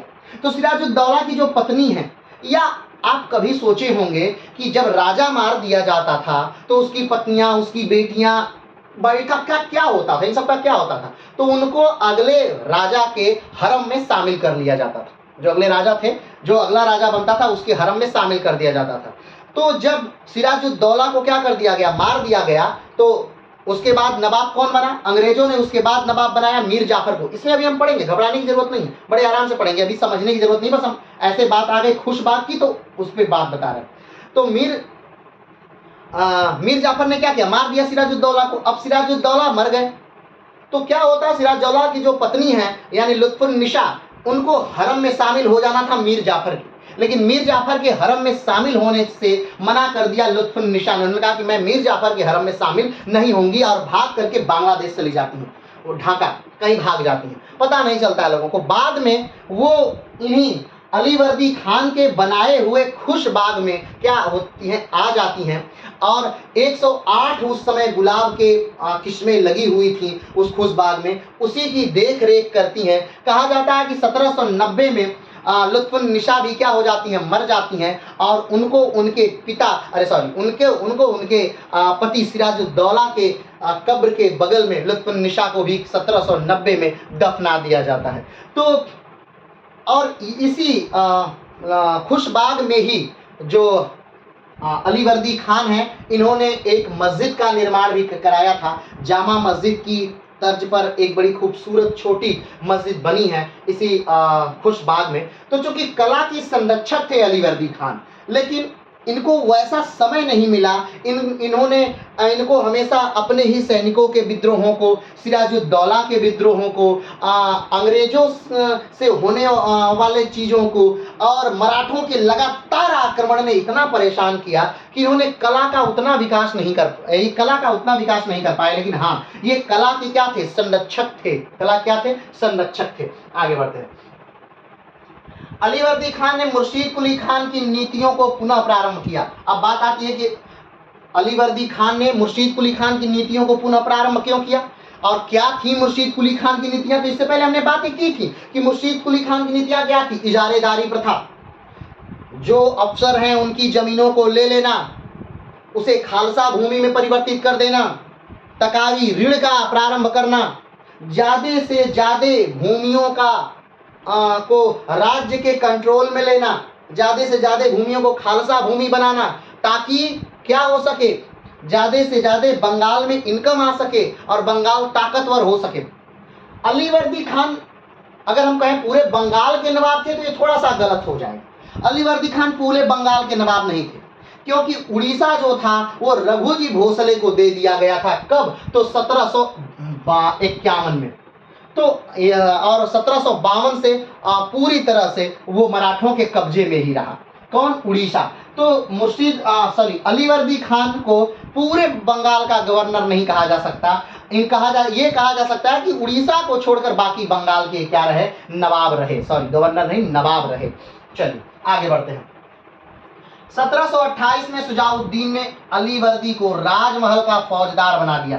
ध्यान दीजिएगा, सुजाउद्दीन अभी अलीवर्दी खान है और अलीवर्दी खान के पहले कौन था, सरफराज। लेकिन सरफराज ज्यादा समय तक शासन नहीं किए थे। इन्हीं सरफराज को मार करके अलीवर्दी खान आया था। ठीक, और अलीवर्दी खान को आखिर अलीवर्दी खान बनाया किसने, तो सुजाउद्दीन, सरफराज के जो पिता हैं, या यूं कहें तो मुर्शीद कुली खान के जो दामाद हैं सुजाउद्दीन ने अलीवर्दी खान को एक बेहतरीन पद दिया। ठीक है, तो सुजाउद्दीन ने मोहम्मद अलीवर्दी को राजमहल का फौजदार बना दिया। राजमहल क्या, राजमहल कोई किले की बात नहीं कर रहे हैं। राजमहल राजधानी थी किसकी, बंगाल की प्रारंभिक राजधानी राजमहल थी, फिर ढाका थी, फिर मुर्शिदाबाद थी और फिर उसके बाद मुंगेर बदली गई थी। ठीक है, चलिए आगे बढ़ते हैं। सुजाउद्दीन ने ही मोहम्मद अली को अलीवर्दी खान की उपाधि दी। यहाँ पर जो नाम है अलीवर्दी खान, हमने बताया कि मुर्शीद कुली खान को मुर्शीद कुली खान की उपाधि किसने दी थी, तो औरंगजेब ने दी थी। मुर्शीद कुली खान जो बंगाल का संस्थापक था, उसको मुर्शीद कुली खान की उपाधि किसने दी थी, औरंगजेब ने दी थी। और अलीवर्दी खान को, इनका नाम, अगर इनके नाम की बात करें तो इनका पूरा जो नाम है वो क्या है, देखिए पूरा नाम सुजा उल मुल्क हासिम उद दौला महावत जंग मिर्जा मोहम्मद अलीवर्दी खान। तो ये जो अलीवर्दी खान है ये उपाधि है। अलीवर्दी खान इनका नाम नहीं है, जैसे औरंगजेब नाम नहीं है, जैसे अकबर नाम नहीं था, जहांगीर नाम नहीं था, शाहजहां नाम नहीं था। उसी प्रकार ये सारी उपाधियां थी। इन उपाधियों से राजा अपने वास्तविक नाम से राज्य पे बादशाह अपने वास्तविक नाम से, राजा अपने वास्तविक नाम से नहीं बैठता था, वो उपाधियां लेता था और उपाधियां लेकर के बैठता था। जैसे कि छत्रपति शिवाजी महाराज, तो जो छत्रपति है क्या है, वो उपाधि है। जब वो राजा बनते हैं शिवाजी, 1674 की घटना है कि जब वो राजा बनते हैं तब वो क्या लेते हैं, उपाधि लेते हैं। किसकी, छत्रपति की। तो छत्रपति की उपाधि, उसी प्रकार अलीवर्दी खान क्या है, उपाधि है। ठीक। तो अलीवर्दी जो उपाधि है वो किसने दिया था? वो सुजाउद्दीन ने दिया था। किसने दिया था? सुजाउद्दीन ने दिया था। सुजाउद्दीन ने ही अलीवर्दी खान को 5000 का मनसब बनाया था। सुजाउद्दीन ने ही अलीवर्दी खान को बिहार का दीवान बनाया था। सुजाउद्दीन ने ही अलीवर्दी खान को एक उच्च निम्न से उच्च पद तक पहुंचाया था। आगे बढ़ते हैं। सुजाउद्दीन ने अलीवर्दी को बिहार का दीवान बना दिया। बात हो चुकी कि सुजाउद्दीन जब था तो उसने अलीवर्दी खान को क्या बना दिया? बिहार का दीवान बना दिया। और यही अलीवर्दी खान सुजाउद्दीन के जो पुत्र हैं सरफराज, उसको मार करके क्या बन जाते हैं? बंगाल का नवाब बन जाते हैं। चलिए आगे बढ़ते हैं। सुजाउद्दीन ने अलीवर्दी को 50,000 का क्या दिया? मनसब दिया। कितना दिया? 50,000 का मनसब दिया। 50,000 मतलब मनसब क्या होता है? यानी इनके नीचे ये कितने घोड़ों को रख सकते हैं, उनके साथ कितने सवारों को रख सकते हैं, यही 50,000, यही मनसबदारी है। यानी ये 50,000 घोड़ों को रख सकते हैं और उसके पीछे 1,00,000 की क्या रख सकते हैं? सवारों को रख सकते हैं। यही मनसबदारी थी। आगे बढ़ते हैं। सत्ता हथियाने के तुरंत बाद अलीवर्दी ने मुगल सम्राट मोहम्मद शाह से अपनी सत्ता को वैध करवाया। ठीक, हमने पहले ही बताया कि जब सत्ता प्राप्त कर ली अलीवर्दी खान ने कैसे सत्ता प्राप्त की? अलीवर्दी खान ने सुजाउद्दीन के पुत्र सरफराज की क्या कर दी? हत्या कर दी गिरिया के युद्ध में। 1740 में गिरिया के युद्ध में सुजाउद्दीन के पुत्र सरफराज की हत्या करके अलीवर्दी खान सत्ता पर बैठा। अब जब सत्ता पर यह बैठ गया तो याद करिए, मुर्शीद कुली खान को क्या किया गया था? मुर्शीद कुली खान को प्रॉपर बनाया गया था बंगाल का नवाब, और वो बाद में स्वतंत्र हुआ। यानी उसको वैधता थी कि वो बंगाल का नवाब है, उसको वैधता थी। लेकिन इनको वैधता तो है नहीं, किसको? अलीवर्दी खान को। तो जब ये नवाब बनते हैं तो सबसे पहला कार्य क्या करते हैं? तो ये 2 करोड़ रुपया देते हैं किसको? मोहम्मद शाह रंगीला को। क्यों? ताकि मोहम्मद शाह रंगीला वहां से आदेश जारी कर दे। किस बात के लिए? कि मैं बंगाल का नवाब हूं। इस बात के लिए आदेश जारी कर दे। तो आदेश जारी करवाते हैं और अपने आप को वैध शासक बनाते हैं। चलिए आगे बात करते हैं। अलीवर्दी ने पटना, ढाका, उड़ीसा के फौजदारों को भी चुना। हमने कल भी बात की थी कि जब भी कोई मुख्यमंत्री, प्रधानमंत्री नया बनते हैं तो वो अपने हिसाब से अपने मंत्रियों को चुनते हैं, अपने हिसाब से अपने अफसरों को चुनते हैं। जो लोग उनके आसपास हैं वो अपने हिसाब से उनको पद देते हैं ताकि वो कार्य को सुचारू रूप से कर सकें। आप सोच के देखिए कि मान लीजिए अगर कोई व्यक्ति किसी उच्च पद पर है तो शासन तब तक नहीं कर पाएगा जब से उससे जुड़े हुए लोग उसकी बातें सुनने वाले ना हो। तो जब भी कोई राजा बनता है, जब भी कोई नवाब बनता है, जब भी कोई मंत्री, प्रधानमंत्री, वर्तमान समय की भी बात है और पुराने समय की भी बात है, हर समय में जब भी कोई व्यक्ति बनता है तो अपने से जुड़े लोगों को वहाँ उच्च पद देता है। तो जब ये अलीवर्दी खान नवाब बन रहे हैं बंगाल के, तो ये पटना का, ढाका का, उड़ीसा का क्या चुन रहे हैं? फौजदारों को क्या कर रहे हैं? चुन रहे हैं, नियुक्त कर रहे हैं। चलिए आगे बढ़ते हैं। 1750 में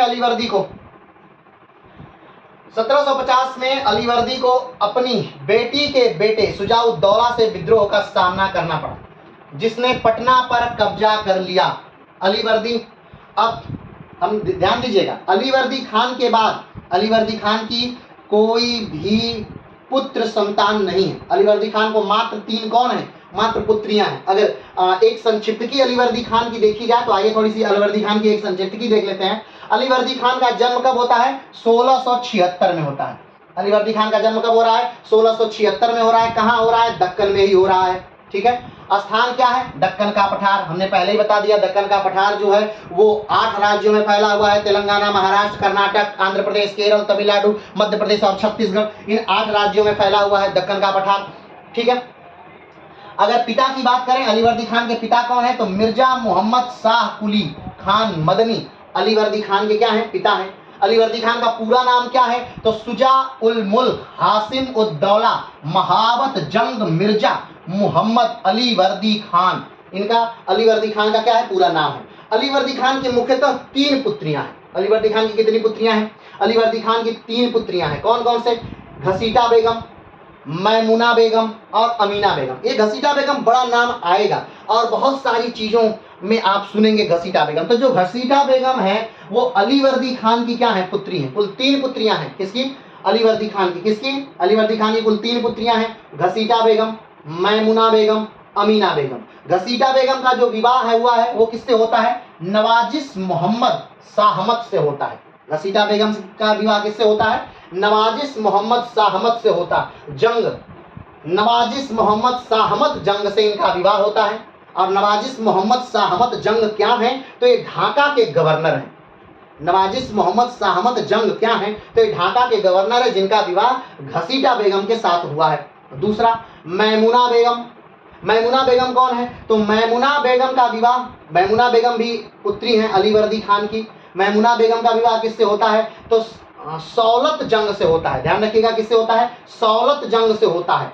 ठीक। और सौलत जंग क्या है? तो सौलत जंग पूर्णिया के क्या है? गवर्नर है। सौलत जंग क्या है? पूर्णिया के गवर्नर है। घसीटा बेगम के जो पति हैं नवाजिश मोहम्मद शाह जंग, ये ढाका के गवर्नर हैं। और मैमुना बेगम के जो पति हैं सौलत जंग, ये पूर्णिया के गवर्नर हैं। ठीक। याद रखिएगा कि मैमुना बेगम का एक पुत्र है जिसका नाम शौकत जंग है। क्या नाम है? शौकत जंग। ये शौकत जंग कहीं ना कहीं सिराजुद्दौला को बहुत परेशान करेगा। सिराजुद्दौला से शौकत जंग से युद्ध भी होगा और फाइनली सिराजुद्दौला उसे हराएगा। ठीक है। क्यों? क्योंकि राज्य के लिए, क्योंकि ये 3 पुत्रियां हैं। ठीक है। अगला जो अलीवर्दी खान की पुत्री है वो है अमीना बेगम। पहली पुत्री घसीटा बेगम, दूसरी पुत्री मैमुना बेगम, तीसरी पुत्री अमीना बेगम। अमीना बेगम के पति कौन है? जैनुद्दीन अहमद हैबत जंग, ये पटना की गवर्नर है। ठीक है। और अमीना बेगम के 3 पुत्र हैं। कौन से? सिराजुद्दौला, इकरामुद्दौला और मिर्जा महदी। ठीक है। एक बार फिर से देख लीजिए, अलीवर्दी खान का कोई पुत्र नहीं है। ठीक है। और जो पुत्र है भी तो वो मर चुका है। ठीक है। जीवित पुत्र नहीं है। तो अलीवर्दी खान की 3 पुत्रियां हैं, घसीटा बेगम, मैमुना बेगम, अमीना बेगम। घसीटा बेगम का विवाह नवाजिश मोहम्मद शाह जंग से हुआ है जो ढाका के गवर्नर हैं। मैमुना बेगम का विवाह सौलत जंग से हुआ है जो पूर्णिया के गवर्नर हैं। मैमुना बेगम का एक पुत्र है जिसका नाम शौकत जंग है। घसीटा बेगम का कोई पुत्र या कोई भी पुत्री नहीं है क्योंकि घसीटा बेगम के पति बहुत जल्दी ही मर जाते हैं। ठीक है। और घसीटा बेगम विधवा हो जाती हैं। वैसे तो ये तीनों के जो पति हैं अलीवर्दी खान के जिंदा रहते ही मर जाते हैं। ठीक है। अलीवर्दी खान के जिंदा रहते ही घसीटा बेगम, मैमुना बेगम, अमीना बेगम तीनों के पति मर जाते हैं। ध्यान रखिएगा, इन तीनों के पतियों से ज्यादा अलीवर्दी खान ही जीवित रहे। अब आप सोचेंगे कैसे मर जाते हैं? तो आप जानते हैं कि पहले जो लड़कियों का विवाह होता था वो कम उम्र में हो जाता था और दूसरे जिससे होता था वो बहुत ज्यादा उम्र दराज हुआ करते थे। तो जब उम्र दराज व्यक्ति हैं तो स्वाभाविक बात है वो पहले ही मर जाएंगे। ठीक है। आप भले इन लोगों को नहीं जानते होंगे, कोई शादियां जानते होंगे चाहे नहीं, लेकिन एक शादी आप जानते होंगे, महारानी लक्ष्मीबाई की शादी जानते होंगे। तो याद करिए, महारानी लक्ष्मीबाई की शादी जब होती है तो उनकी उम्र क्या थी? उनकी उम्र 10 साल से कम थी। और गंगाधर राव जो महारानी लक्ष्मीबाई के जो पति हैं, महारानी लक्ष्मीबाई का नाम आप जानते हैं मनु था। जब बनारस के घाट मणिकर्णिका पर हुई थी इसीलिए उनका नाम मनु रखा गया था। तो जब उनका विवाह हुआ था किससे हुआ था? उनका विवाह गंगाधर राव से हुआ था। गंगाधर राव झांसी के राजा थे भाई, और झांसी के राजा थे। उनकी उम्र क्या थी? उनकी उम्र 60 साल थी। तो 60 साल की व्यक्ति की 10 साल से कम उम्र की लड़की से विवाह होता है। ठीक है। यही नहीं, आप टैगोर जी की जो पत्नी है उनको देखेंगे तो वो भी बहुत कम उम्र की थी, मात्र 9 साल की लगभग थी जब वो अपने पहले बच्चे को जन्म देती हैं। और टैगोर साहब उस समय लगभग 25 से 30 साल के थे। तो आप सोच लीजिए कि मतलब पहले ऐसा ही होता था कि जो पुरुष थे उनकी उम्र काफ़ी लंबी होती थी, काफ़ी बड़ी होती थी, और जो महिलाएं होती थी वो बहुत छोटी होती थी। ठीक है। और इनमें विवाह होता था तो पुरुष जल्दी ही मर जाया करते थे। तो यहाँ पर भी वही है, घसीटा बेगम, मैमुना बेगम, अमीना बेगम का विवाह जो होता है वो उम्रदराज व्यक्तियों से होता है और उनकी जल्दी मौत हो जाती है। और अलीवर्दी खान जो है वो उनकी बाद में मौत होती है इनकी अपेक्षा। ठीक है। अमीना बेगम की का ही पुत्र कौन है? सिराजुद्दौला है, जो अलीवर्दी खान की मृत्यु के बाद क्या बनेगा? तो वही बंगाल का नवाब बनेगा। लेकिन ध्यान दीजिएगा, 1756 में अलीवर्दी खान की मृत्यु होती है और 1757 में ही सिराजुद्दौला को भी मार दिया जाता है प्लासी के युद्ध के बाद। चलिए आगे बढ़ते हैं।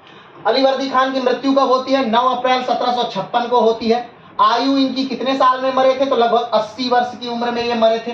ठीक है। इनसे पूर्ववर्ती कौन राजा था? तो सरफराज खान इनसे पहले का राजा था, नवाब था, जिसको मारकर एक गद्दी पर बैठे। इनका उत्तराधिकारी कौन बना? तो इनकी पुत्री अमीना बेगम का लड़का उत्तराधिकारी। अलीवर्दी खान के बाद राजा कौन यानी नवाब कौन बना? तो सिराजुद्दौला बना। सिराजुद्दौला क्या है? तो सिराजुद्दौला इनकी पुत्री अमीना बेगम का क्या है, लड़का है, अमीना बेगम का लड़का है। अमीना बेगम के 3 लड़के, सिराजुद्दौला, इकरामुद्दौला, मिर्जा महदी। तो इनमें सबसे बड़ा पुत्र सिराजुद्दौला है और सिराजुद्दौला ही क्या बनता है, मात्र 18 वर्ष की उम्र में सिराजुद्दौला बंगाल का नवाब बन जाता है। इनकी पत्नी कौन है, सरफुन्निसा। क्या कौन है, सरफुन्निसा। इनकी क्या है, पत्नी है, किसकी, अलीवर्दी खान की पत्नी है सरफुन्निसा। अलीवर्दी खान ने अपने समय के लोगों की अपेक्षा बहुत सारी शादियां नहीं की। अलीवर्दी खान ने मात्र एक ही शादी की थी, सरफुन्निसा, जिनसे 3 पुत्रियां ही हुई थी। ठीक है, चलिए आगे बढ़ते हैं। अलीवर्दी खान ने यूरोपीय शक्तियों के प्रति तटस्थता की नीति बनाए रखी और ब्रिटिश, फ्रांसीसी और डच को अपने प्रभुत्व में एक दूसरे के खिलाफ किसी भी प्रकार की दुश्मनी करने से मना कर दिया। अलीवर्दी खान देखिए कूटनीतिक व्यक्ति है, हर चीज को बड़ी बारीकी से समझता है और उसे करता है। अब अंग्रेज बार बार अपनी सत्ता स्थापित करने के लिए फ्रेंच से लड़ते हैं, डचों से लड़ते हैं, पुर्तगालियों से लड़ते हैं। अलीवर्दी खान ने कहा कि भाई साहब, मेरे राज्य में यानी बंगाल में आप यूरोपीय जो हैं सब व्यापारी हैं, मेरे लिए कोई खास नहीं है, मेरे लिए कोई निम्न नहीं है, सब लोग एक बराबर हैं। तो आप अगर कोई लड़ता है, मेरे राज्य में अगर कोई लड़ता है तो ये सही नहीं होगा, क्योंकि उससे मेरा धन जन दोनों की हानि होगी। तो मेरे राज्य में कोई नहीं लड़ेगा। और सब पर बहुत बेहतरीन ढंग से अलीवर्दी खान ने नियंत्रण स्थापित किया। और सबसे बड़ी बात जो अलीवर्दी खान ने की कि किसी को भी, चाहे वो फ्रांसीसी हो, चाहे वो डच हो, चाहे पुर्तगाली हो, चाहे अंग्रेज हो, किसी भी विदेशी व्यापारी को भारत में किले बंदी करने का अधिकार नहीं दिया। यानी आप दीवाले ना खड़ा करिए, नहीं, आप दीवाले नहीं खड़ा करेंगे, क्योंकि दीवाले खड़ा करेंगे तो आप फिर तो क्या हो जाएंगे, फिर तो एक गड़बड़ हो जाएगा। लेकिन एक गड़बड़ी तब हो जाती है जब बार बार मराठों का आक्रमण होने लगता है। और मराठों का जब बार बार आक्रमण होने लगता है तब अंग्रेज अलीवर्दी खान से पूछते हैं कि भाई हमारा जो शहर है, अंग्रेजों ने एक शहर बसा लिया था। हमने बताया था कि 1698 की घटना है, जब अंग्रेजों ने 3 गांव किराए पर लिया था, 1200 की जागीरदारी ली थी गांव की। कौन कौन सी, गोविंदपुर, सूतानाती और कालिकाता, 3 गांव उन्होंने लिया था। और इन्हीं 3 गांवों को मिलाकर के बाद में एक शहर बन जाता है कोलकाता या कलकत्ता। और ये इसी शहर के चारों तरफ वो एक बिल्डिंग खड़ी करने लगे। ठीक, और जब बार बार आक्रमण होने लगा तो एक ट्रेंच यानी मराठा खाई खोदना शुरू कर दिए। एक बड़ी खाई उस शहर के चारों तरफ खोदी जानी प्रारंभ कर दी। इन्हीं के समय में, अलीवर्दी खान के समय में ही वो मराठा खाई खोदी जानी प्रारंभ कर दी। और ये कहीं न कहीं अंग्रेजों के लिए बड़ा फायदे का सौदा था, क्योंकि मराठों से तो बच ही गए, अब अलीवर्दी खान के बाद के जो राजा थे उनसे भी बचने का उन्होंने अपना एक गढ़ बना लिया। उन्होंने अपना एक रहने का ठिकाव बना लिया, जहां वो सैनिक रख सकते थे, जहां वो हथियार रख सकते थे, जहां वो अपना व्यापारिक सामान रख सकते थे। चलिए आगे बढ़ते हैं। अलीवर्दी खान ने बीड़ा और खोल ड्रम जैसे विभिन्न संगीत वाद्य यंत्रों के संरक्षक थे। उन्होंने शाहमानामा की कई पांडुलिपियों का भी क्या किया था, संरक्षण किया था। यानी कि कला कहने का मतलब कि अलीवर्दी क्या थे, हम बीड़ा और खोल ड्रम जैसे बहुत सारे जो संगीत वाद्य यंत्र हैं उनके क्या थे, संरक्षक थे। आप जानते हैं कि जो बीड़ा है ये हमारी जो हिंदू धर्म में देवी हैं सरस्वती, उनका ये वाद्य यंत्र है। और बीड़ा का सर्वप्रथम उल्लेख जो मिलता है वो ऋग्वेद में मिलता है। तो सोचिए बीड़ा काफी पुराना वाद्य यंत्र है और भारतीय संस्कृति ही कहीं न कहीं बीड़ा का क्या है, जनक है। वीणा जो है ये कहीं और किसी और संस्कृति से नहीं आया है, बल्कि भारतीय संस्कृति से उपजा हुआ एक यंत्र है। ठीक है, और सबसे पहले इसका वीणा का उल्लेख कहाँ मिलता है, तो ऋग्वेद में मिलता है। आप याद करके बताइएगा कमेंट बॉक्स में कि कौन ऐसा शासक था जो बीड़ा बजाया करता था प्राचीन काल में भी, और कौन सा ऐसा शासक था जो बीड़ा बजाया करता था मध्यकालीन युग में भी। ठीक है, बहुत, और कौन सा ऐसा शासक था जो ढोल बजाया करता था मध्यकालीन युग में।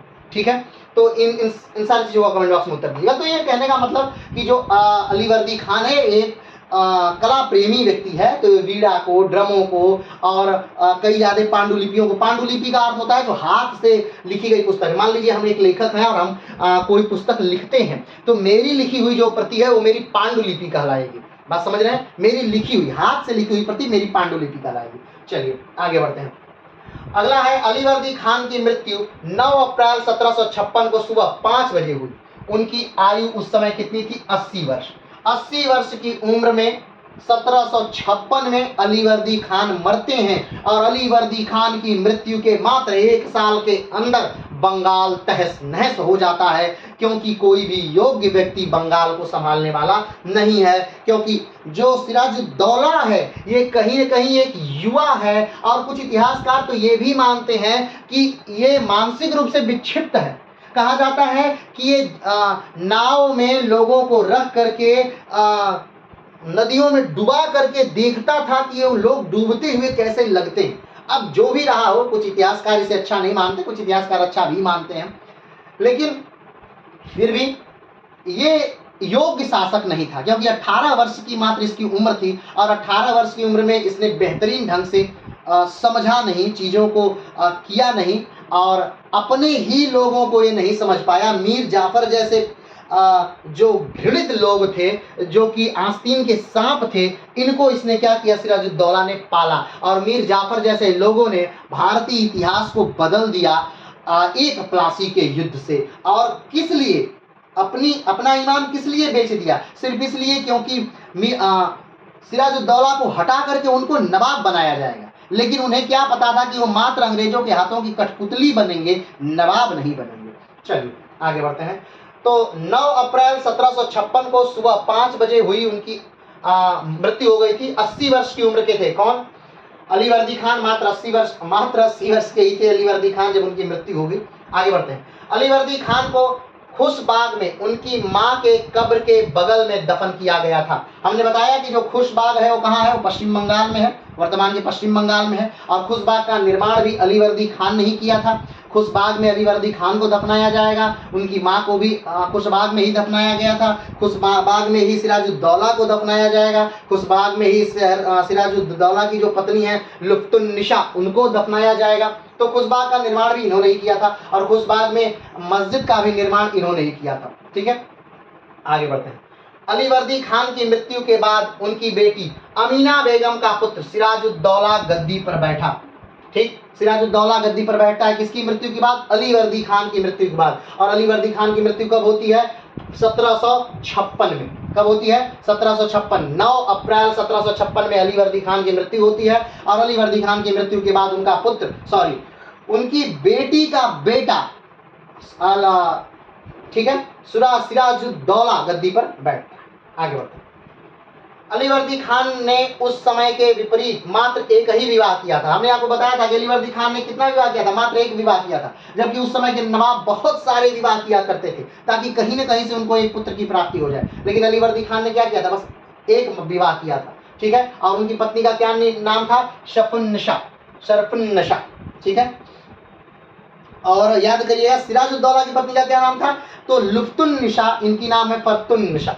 आगे बढ़ते हैं। अब देखिए, ये उच्चारण मुझे सही से नहीं आते हैं क्योंकि मुझे अरबी और फारसी का ज्ञान नहीं है और ये नाम उन्हीं भाषाओं में थे। तो अगर आप बेहतर उच्चारण कर सकते हैं तो आप बेहतर उच्चारण करिएगा, क्योंकि हिंदी में लिखे एक तो गलती एक किया जा रहा है, इसे हिंदी में लिखा जा रहा है, इनकी भाषा में नहीं लिखा जा रहा है, और दूसरा गलती ये किया जा रहा है कि इनका उच्चारण सही से नहीं किया जा रहा है। तो अगर आपको उच्चारण आता हो तो आप कमेंट बॉक्स में जरूर से बताइएगा कि इसका उच्चारण कैसे किया जाता है। ठीक है, आगे बढ़ते हैं। अलीवर्दी खान अपने दामादों से अधिक जीवित रहे और इनका कोई पुत्र नहीं था। हमने बताया था कि अलीवर्दी खान की 3 बेटियां थीं और 3 दामाद भी थे। तीनों बेटियों के अलग अलग विवाह होता है और उनके 3 दामाद थे। 3 दामाद कौन थे? नवाजिश मोहम्मद शाहमत जंग, सौलत जंग, दूसरा जैनुमुद्दीन अहमद हैबत जंग। ठीक, इनके 3 दामाद थे और तीनों दामाद अलीवर्दी खान के मरने से पहले ही मर जाते हैं। ठीक है, चलिए, इसीलिए ये तीनों जो बेटियां हैं वो आकर के कहाँ रह रही हैं? वो आकर के बंगाल में ही रह रही हैं। तो जब उत्तराधिकार का युद्ध होता है, यानी जब अलीवर्दी खान मरता है, इनका कोई पुत्र तो है नहीं, तो राजा कौन बनेगा? तो तीनों बेटियां ही आपस में लड़ रही हैं कहीं ना कहीं। इन तीनों बेटियां लड़ रही हैं। ये सौलत जंग के पुत्र शौकत जंग लड़ रहे हैं। घसीटा बेगम को भी कहीं ना कहीं सत्ता चाहिए और इधर सिराजुद्दौला को भी सत्ता चाहिए। तो सिराजुद्दौला लड़ रहे हैं, शौकत जंग लड़ रहे हैं, घसीटा बेगम लड़ रही हैं, सब लोग एक दूसरे में लड़ रहे हैं। और वही लड़ाई अंग्रेजों को क्या करेगी, कहीं ना कहीं आमंत्रित करेगी और अंग्रेज घसीटा बेगम का साथ लेंगे, शौकत जंग का साथ लेंगे और जो बेहतरीन बेहतरीन सिपाही सालार हैं जो कि अलीवर्दी खान के समय में थे उनका साथ लेकर के कहीं ना कहीं सिराजुद्दौला को बहुत बुरी तरह हरा देंगे। चलिए अलीवर्दी खान के शासनकाल में उड़ीसा इनसे छीन लिया गया, इसलिए ये उड़ीसा के नवाब नहीं रहे। वहां की दीवानी राघोजी प्रथम के पास रहा। हमने बताया था कि मराठों ने 1742 से 1751 तक बर्गी रेड मतलब मराठों की सेना में कुछ होते थे क्या भाड़े के घुड़सवार, उनको बर्गी कहा जाता था। उन्होंने कुल 5 बार आक्रमण किया। वैसे तो बहुत बार आक्रमण किया लेकिन मूलतः 5 बार आक्रमण किया और उस 10 सालों में लगभग 4 लाख लोग मारे गए थे। ठीक है, तो इनके बीच में क्या हुई थी, संधि हुई कि भाई आक्रमण मत करिए। आक्रमण से बचने के लिए बंगाल ने मराठों से संधि कर ली। तो उस संधि में क्या हुआ, तो संधि के तहत बंगाल ने अपना उड़ीसा वाला भाग दे दिया मराठों को कि ले लीजिए और 12 लाख रुपए वार्षिक बंगाल ने मराठों को देना स्वीकार किया। अब बदले में ये हुआ कि मराठे अब स्वर्णरेखा नदी के ऊपर नहीं आएंगे कभी। ठीक है, तो जो उड़ीसा था तो उड़ीसा में कहीं ना कहीं इन्होंने अलीवर्दी खान ने अपना एक गवर्नर नियुक्त किया था, लेकिन 1752 में उस गवर्नर को मार दिया गया और राघोजी का पूर्ण नियंत्रण हो गया कहाँ, उड़ीसा पर। ठीक है, आगे बढ़ते हैं। अलीवर्दी खान का कुल कार्यकाल 16 वर्ष का रहा। अलीवर्दी खान कितने साल तक शासन किए, तो आप देख ही सकते हैं कि 40 से लेके 50 और 50 से 56 यानी 16 साल इन्होंने क्या किया, अलीवर्दी खान ने शासन किया और 16 साल यानी 80 वर्ष की उम्र तक इन्होंने शासन किया। यानी यहाँ पर देखिए कि ये कब राजा ही बने थे, तो 60-65 के समय में, यानी ये काफी वृद्ध है उस समय नवाब बन रहे हैं अलीवर्दी खान। हमने पहले ही बताया कि ये अनुभव के आधार पर नवाब बनते हैं, अनुभव से नवाब बनते हैं। तो 60-65 की उम्र में ये नवाब बन रहे हैं और 80 वर्ष की उम्र में मर जा रहे हैं। 16 साल ये शासन कर रहे हैं। चलिए आगे बढ़ते हैं। मराठों के आक्रमण का लाभ उठाकर अंग्रेजों ने फोर्ट विलियम के चारों ओर खाई बना ली। जब बार बार मराठे आक्रमण कर रहे थे तो अंग्रेजों ने कहा कि अलीवर्दी खान से कि भाई साहब अब देखिए ये मराठे तो लगातार आक्रमण कर रहे हैं, हमारा बहुत नुकसान हो रहा है कलकत्ता में या फोर्ट विलियम में, तो आप एक कम से कम कर दीजिए कि हमें अनुमति दे दीजिए कि हम चारों तरफ फोर्ट विलियम के चारों तरफ एक खाई खोद सके, एक बड़ी गहरी खाई खोद सके जिससे कि वो आ ना पाएंगे। जैसे मान लीजिए ये फोर्ट विलियम शहर है और इसके चारों तरफ अगर हम खाई खोद दें और इस खाई में हम क्या भर दें, पानी भर दें, तो इधर से अब कोई कैसे आएगा, आ नहीं पाएगा। ठीक है, कोई आक्रमण होगा तो जैसे अब यहाँ पर आएगा, डेरा डालेगा तब ना आक्रमण होगा। और वर्गीय ऐसा नहीं करते थे, वो आते थे तुरंत आक्रमण करते थे, चले जाते थे, मारते थे, काटते थे, लूटते थे, चले जाते थे। तो अंग्रेजों के लिए सबसे प्लस पॉइंट रहा कि उनको अपने किले को सुरक्षित करने का एक मौका मिल गया और अलीवर्दी खान के समय में ही उनको अधिकार मिल गया कि ठीक है आप चारों तरफ खाई बना लीजिए। चलिए आगे बढ़ते हैं। अलीवर्दी खान ने मुगल बादशाह को दस्तक निरस्त करने के लिए एक पत्र लिखा जिसका कोई उत्तर नहीं आया। अलीवर्दी खान ने क्या कहा, अलीवर्दी खान ने मुगल बादशाह को एक पत्र लिखा, कहा कि देखिए जो अंग्रेज हैं इनको आपने दस्तक जारी करने का निर्देश दिया। दस्तक क्या है कि अंग्रेज अपने सामान पर एक लेटर जारी कर देंगे कि ये अंग्रेजों का कंपनी का सामान है और इस पर पूरे बंगाल में कोई चुंगी नहीं ली जाएगी। अब इससे बंगाल को बहुत घाटा हो रहा था क्योंकि अंग्रेज अपना सामान तो निकाल ही ले रहे थे, दूसरे अपना पर्सनल सामान भी निकाल ले रहे थे। कंपनी का सामान तो जा ही रहा था, अंग्रेजों का पर्सनल सामान भी जा रहा था, और तीसरे जो बाकी भारतीय राजा हैं उनका से घूस लेकर के उनका भी सामान कम दामों पर भिजवा दे रहे थे। तो इससे बंगाल को बहुत बहुत से ज्यादा घाटा हो रहा था। तो अलीवर्दी खान ने क्या किया, एक लेटर लिखा बादशाह को और कहा कि भाई जितना ही अंग्रेज देते हैं आपको महीना उससे ज्यादा हम आपको दे देंगे, लेकिन ये क्या कर दीजिए, ये जो दस्तक है इसे समाप्त करिए लेकिन उधर से कोई जवाब उसके उत्तर में नहीं आया, उससे पहले ही अलीवर्दी खान चल बसे। तो 1756 में अपना पूरा जीवन जी करके अलीवर्दी खान मरे। तो इस प्रकार से अलीवर्दी खान का पूरा जीवन रहा। तो अब तक अगर बात करें कि आज के वीडियो में हमने क्या जाना, तो किस प्रकार से बंगाल की स्थापना होती है। मुर्शीद कुली खान 1717 से लेकर 1727 तक शासन करते हैं। सुजाउद्दीन 1727 से लेकर 1739 तक शासन करते हैं। सरफराज खान 1739 से 1740 तक शासन करते हैं। अलीवर्दी खान 1740 से 1756 तक शासन करते हैं। और हमने बताया अलीवर्दी खान की मात्र 3 ही क्या थी, पुत्रियां थी। 3 पुत्रियां थी और 3 पुत्रियों में जो पुत्री एक तीसरी पुत्री थी जिसका नाम क्या था, जिसका नाम था जैनुद्दीन नहीं क्या नाम, हाँ अमीना बेगम। क्या नाम है, अमीना बेगम। जो 3 पुत्रियां हैं अमीना बेगम, तो जो अमीना बेगम है उनका जो पुत्र है वो गद्दी पर बैठता है सिराजुद्दौला। कब बैठता है, 1756 में। और 1756 से लेकर के 1757 तक शासन करता है। लेकिन उसका जो वजीर है या सेनापति है, वजीरों, आपको याद होगा कि अलीवर्दी खान ने अपना एक वजीर बनाया था, उसका नाम था मीर जाफर। तो मीर जाफर अंग्रेजों से मिल जाता है और सिराजुद्दौला को धोखा देता है। और अंग्रेज मीर जाफर से कहते हैं कि ठीक है, सिराजुद्दौला को गद्दी से हमें उतारने दो, हम तुम्हें नवाब बना देंगे। और होता भी वही है कि सिराजुद्दौला को मार दिया जाता है प्लासी के युद्ध में, 1757 के प्लासी के युद्ध में। और उसके बाद अंग्रेज मीर जाफर को गद्दी पर बैठा देते हैं। लेकिन ज्यादा समय तक मीर जाफर भी गद्दी पर नहीं बैठा रहता। 1757 से 1760 तक बैठा रहता है और 1760 में फिर से इसे हटा दिया जाता है और इसकी जगह पर मीर कासिम को गद्दी दे दी जाती है। लेकिन मीर कासिम एक योग्य व्यक्ति था, अंग्रेजों ने मीर कासिम को भी हटा दिया और फिर से मीर जाफर को ही बंगाल का नवाब क्या कर दिया, बना दिया। तो ये मीर जाफर एक गद्दार व्यक्ति है जो कि बंगाल को पूरी तरह से नेस्तनाबूद करेगा। लेकिन अलीवर्दी खान, जिसको आज हमने पढ़ा, एक काफी योग्य व्यक्ति है जिसने बंगाल की रक्षा की मराठों से, जिसने बंगाल को बचाया अपने आंतरिक विद्रोह सैनिकों से, जिसने बंगाल को बचाया अपने ही लड़की के पुत्र सिराजुद्दौला से, और बंगाल को गठित करके रखा किसने,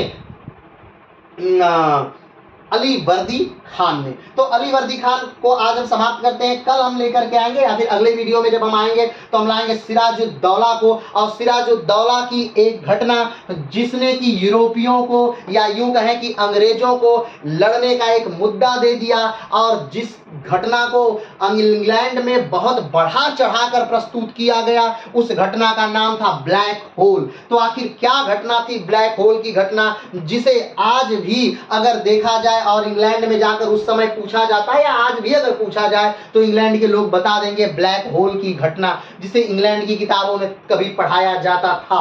ठीक, तो उस घटना के बारे में हम जानेंगे, ब्लैक होल के बारे में जानेंगे और सिराजुद्दौला के बारे में जानेंगे, प्लासी के युद्ध के बारे में जानेंगे। अब बंगाल हम लगभग क्या करने वाले हैं, समाप्त करने वाले हैं। और इसके बंगाल के समाप्त होने के बाद हम लेकर के क्या आएंगे, मैसूर, टीपू सुल्तान और हैदर अली को लेकर के आएंगे। तो आज के लिए इतना ही, फिर मिलेंगे एक नए वीडियो के साथ। तब तक के लिए नमस्कार, धन्यवाद, जय हिंद।